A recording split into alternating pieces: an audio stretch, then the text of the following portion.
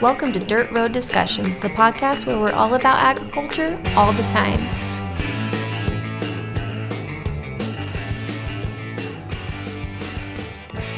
Well, President, again, we're happy to have you here. We're going to do things a little bit different today.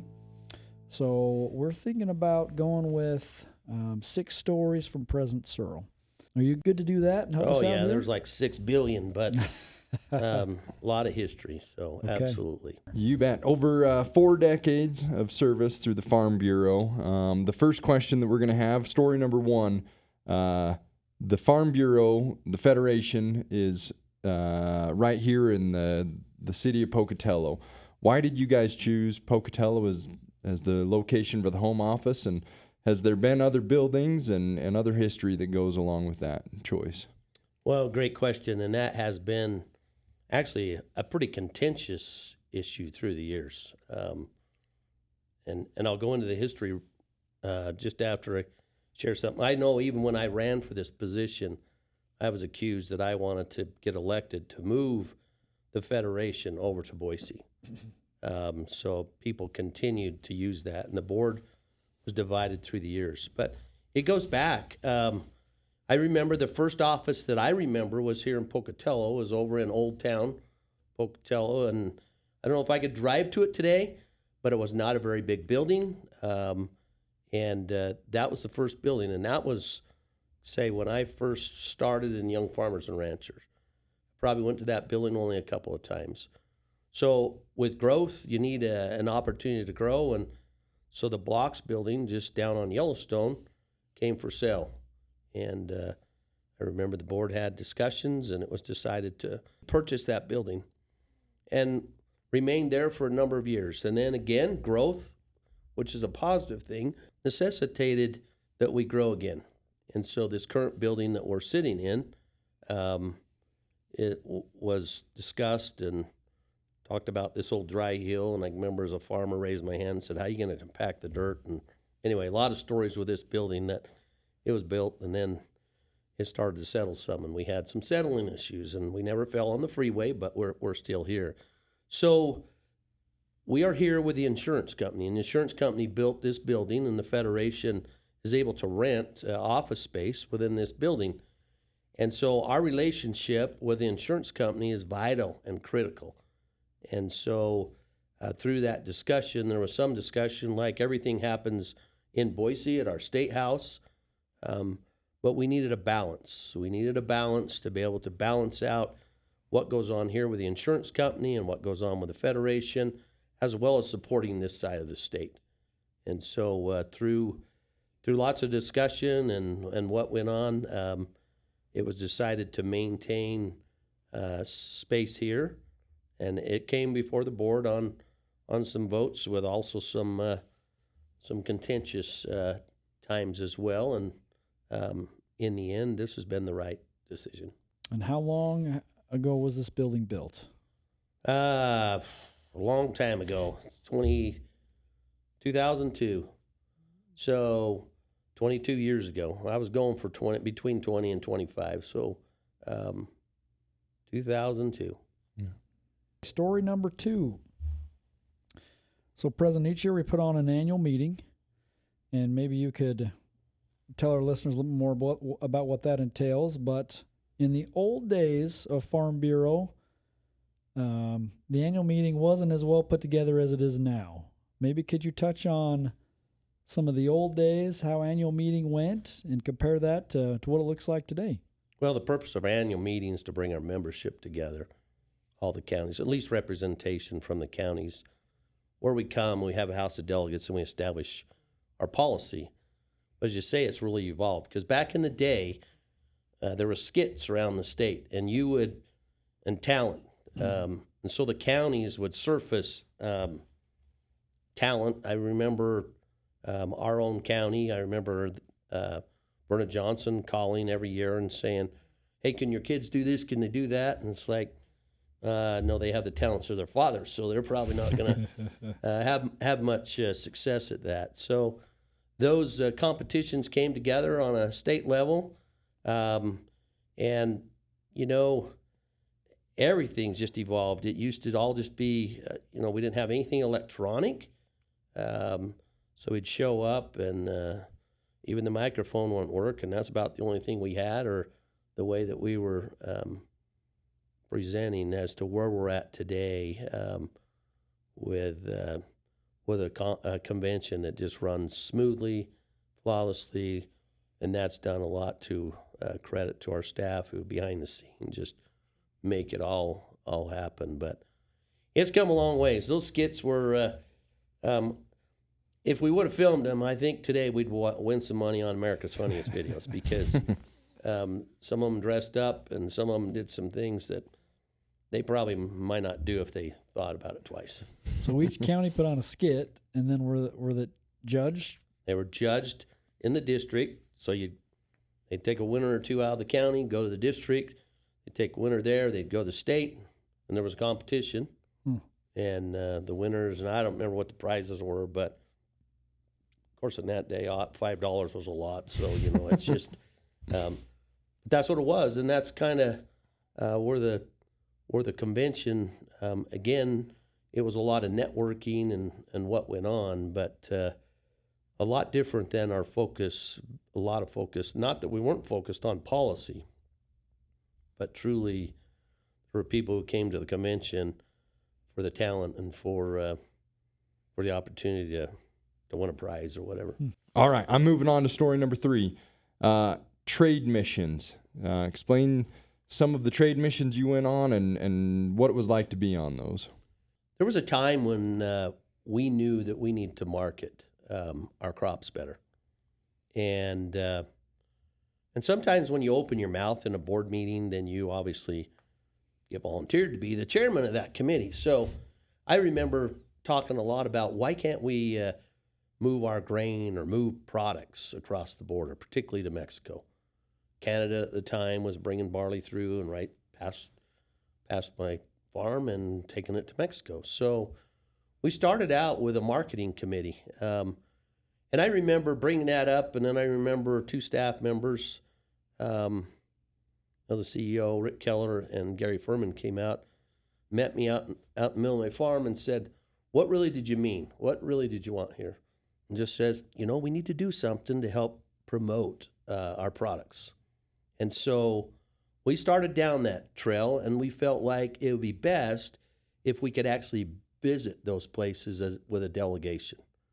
So it was opened up to have whoever would like to could sign up and go. And so as we went on those, we met with government officials. One of the first things we learned really quickly was the problems that we have are pretty similar to what's in New Zealand and Australia and Mexico and what was there. So our presence was being felt there. And we started through Bill Mendenhall, we started shipping grain down to Mexico.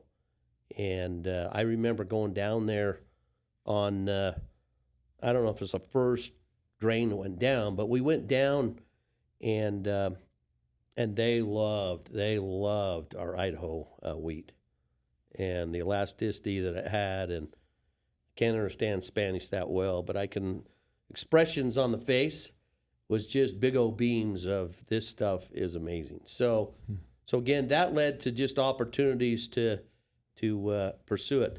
The interesting thing of that I find though is, though our goal was to move as a committee and what was there to move product out of Idaho to other countries, what actually happened was it brought some competition here. And I remember one day the manager of General Mills, the grain elevator, he called me up, and before I hardly said hello, he was pretty hot. He was screaming in the phone. What does Farm Bureau think they're doing in marketing grain? Well, da. And what came out of that is they went to Identity Preserved, and they were offering us a 10 or 20% premium if we grew a specific variety for them. We got it from them, we bought the seed from them, and then we delivered it back to them. We got a premium. So though we had success in shipping grain, it also brought money back to all the farmers and ranchers that were delivering grain. So anyway, We went to China on one. It was amazing. We went to New Zealand, Australia a couple times. We was in Mexico in different areas. And, Gary Furman got us right into the top government officials. We had presentations. We were able to ask questions, talk about trade, talk about all those things. And, I think it's probably something that we could probably still benefit from today. We kind of just drifted away from it. Let's move on to story number 4. So in Farm Bureau, we're kind of unique because we have a young farmer and rancher program, which is a leadership development program that not other commodity organizations have. And this is a great opportunity for young farmers to receive mentorship, to network, and to just increase in their advocacy abilities and skills. So you started off in YFNR president, and I know that you had some great mentors along the way. Could you maybe share some fun YFNR stories, and what was it like learning from those YFNR mentors that you had? So we'll just start out maybe with my first conference. So my cousin came over, introduced me to Farm Bureau, had a policy book, said, hey, this is Farm Bureau. He was the county chair, and says, hey, they've got a conference coming up. Do you want to go? Said, sure, we'll go. So my uncle, Wayne, who was always my favorite uncle by far, but he heard we were going. So he came and said, you guys ought to go a night early. You should go to Wendover and just spend the night there. And he gave us all $20. Like, okay. And Mary and I, we had a 3-month, 4-month-old baby. That's how young we were. This is going way, way, way back there, 42 years ago. Anyway, long and short, we go to Wendover. We get a room, and we eat that night. And I'm not a big gambler. I am on the farm side, but we put a couple of coins in, and really nothing there. And so the next morning, I woke up and I called my cousin's room, and his wife Jill answered, and I said, "Hey, you guys about ready to go?" And she goes, "Well, Kevin's." And I said, "I know where Kevin's at. I'll go find Kevin." So I go down, and he's now playing the dollar slot machine. And we were like, $1 in that day was a lot of money. But anyway, he's like, and I walk up, and I'm like, "What are you doing?" He's like, "I won $30. I'm like, "Well, good for you, Kevin. That's great." So he's putting 3 in at a time. He's down to his last $3. He puts his $3 in, pulls the handle down, and wins $300. Oh, man. So that was a new washer and dryer for him. On we go to the conference, Young Farmer and Rancher Conference. Amazing experience. The networking, the energy, was phenomenal. And part of that was one of the staff members, Bud Haynes. Bud Haynes was 30 years older than us or more, him and his wife, Donna. He was just a ball of energy.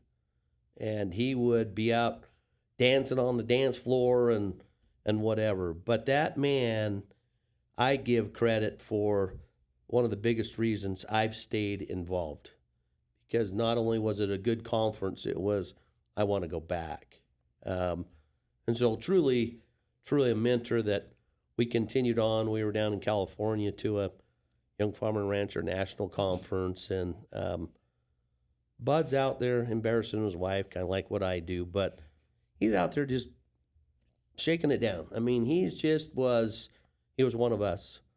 And so as the story goes on, so when I got elected to be the state chair, they decided to change staff support. And we went from Bud Haynes, who's like just energy and fun and just easy to get along with, to George Mabey. Now, George's a great guy, but George is a military guy.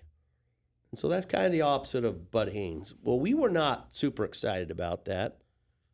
But what I found out was you don't ever judge anybody by just because they have been serious or whatever. George Mabey was another mentor in a different way. And we just progressed through George, and I had to repent at the end of it because it was like, this guy did amazing. So And so Jack Bell, his wife was a state legislator, Maxine, for many years.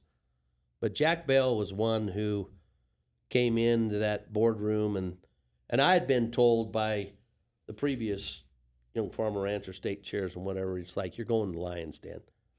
If you ask these guys for money, they're not going to give you anything, the Young Farmers Rancher program.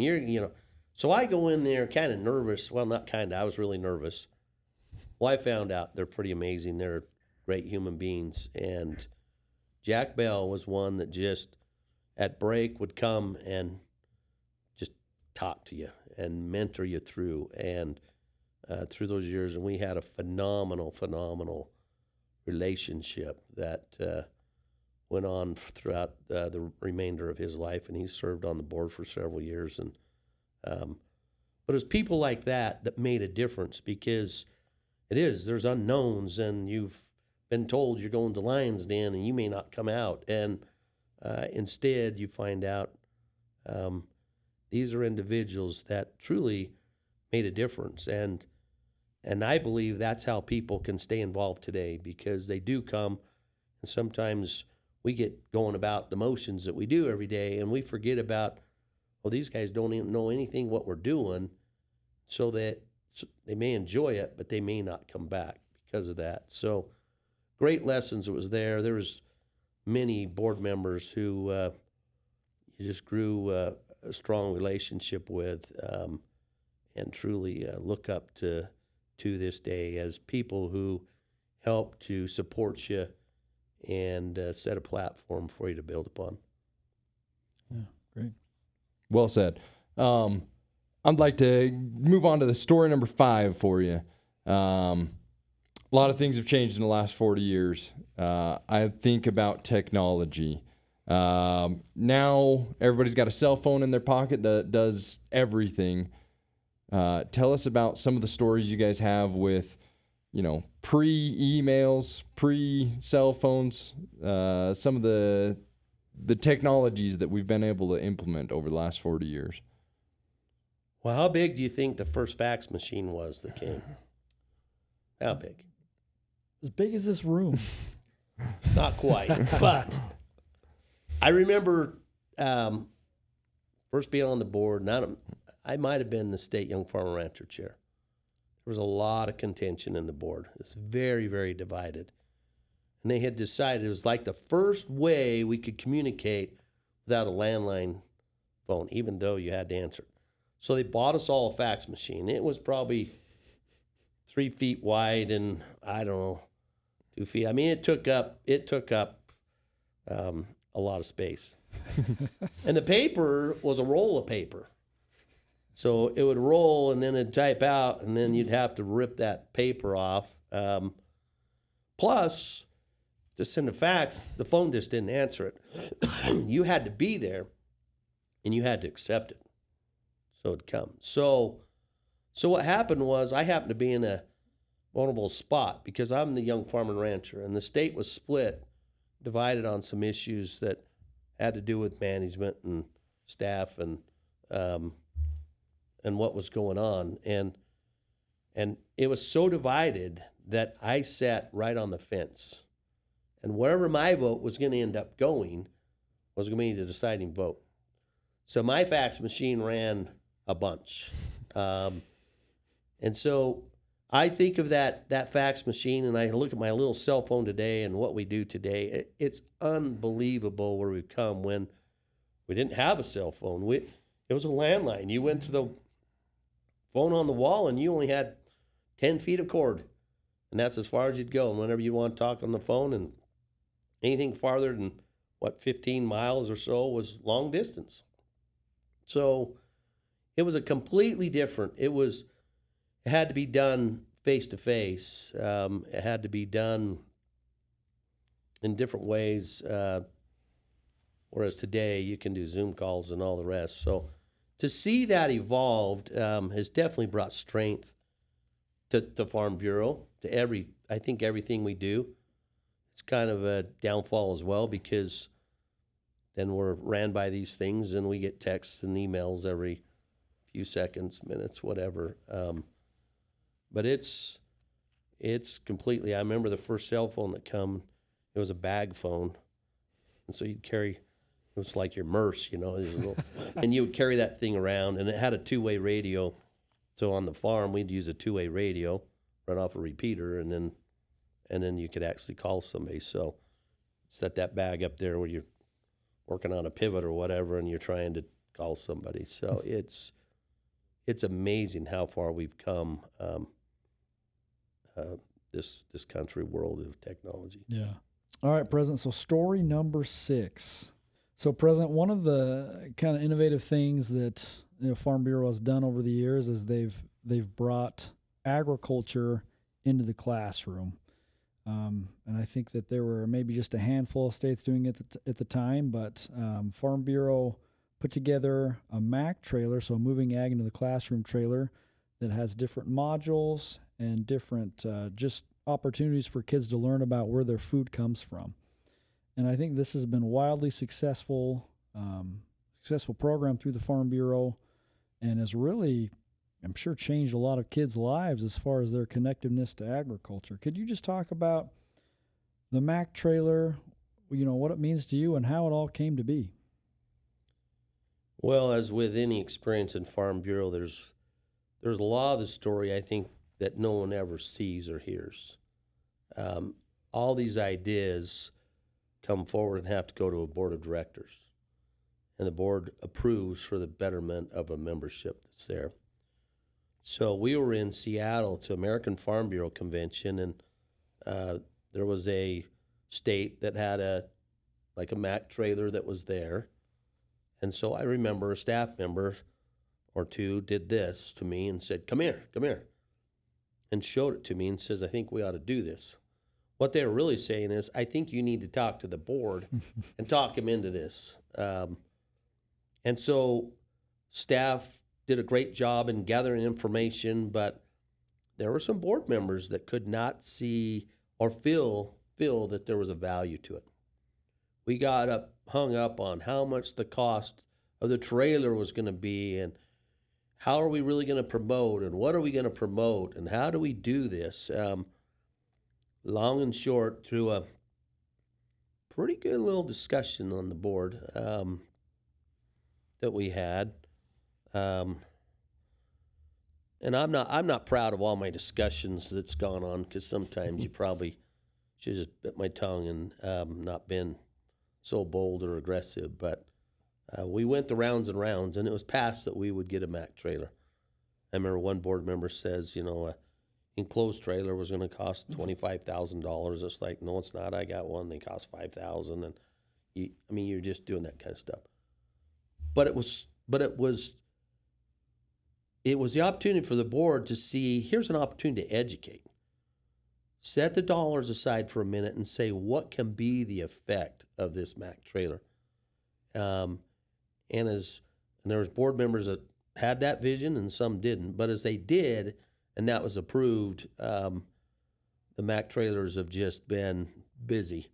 And you know it very well, because both of you have pulled those things around and been to county fairs and schools and on and on. And you never know. Some of the ideas that come and you fight for didn't all go so well, and kind of fell on their face. But a lot of stories come to mind. So I'll stay on I'll stay on task here, because there's just a lot of memories that are there. And we've today we've talked about a lot of things that's gone on many years ago. But to me, that has helped continue to help the organization, and it's because of the unity that of the organization, the support of the membership, of good staff, of a board that will, have an open mind to look at those opportunities. And so it was, but it was real interesting, because I had the staff members like, don't give up, don't give up, don't give up. And the trade missions were the same thing in Mexico, or wherever we went. That was a big lift. There was some management that did not want that any way, shape, or form, and there was one who was over them that saw the value in what was there, and so we again had those conversations, and hope that it will benefit the organization. I don't know. If you have any Mack trailer fails, I'd love to hear them because I have those all the time. All the time. Whether it's getting stuck on the side of the road because you run out of gas and someone has to come save you, or I think Ott's had a few of those as well. So. It's the heaviest trailer in America, I feel like. The fuel just runs right out of your pickup if you're driving that trailer. The range says 100 miles. No, you got like 10. 15. Yeah. Yep. So. If it's downhill, right? Yeah, exactly. Yeah. Well, it's a lot to pack around, and it's a lot of sacrifice, but it's sure amazing the lives that it touches. Yeah. Seeds that are planted when you teach people where their food come from and what's needed there. But truly, I helped Chuck Garner one night, headed from Twin to Boise, change a flat tire on that trailer, and it wasn't fun because the lug nuts wouldn't come off and all the rest. So everybody has those stories that truly it has been a challenging, but I think one that has proved to be very successful, beneficial.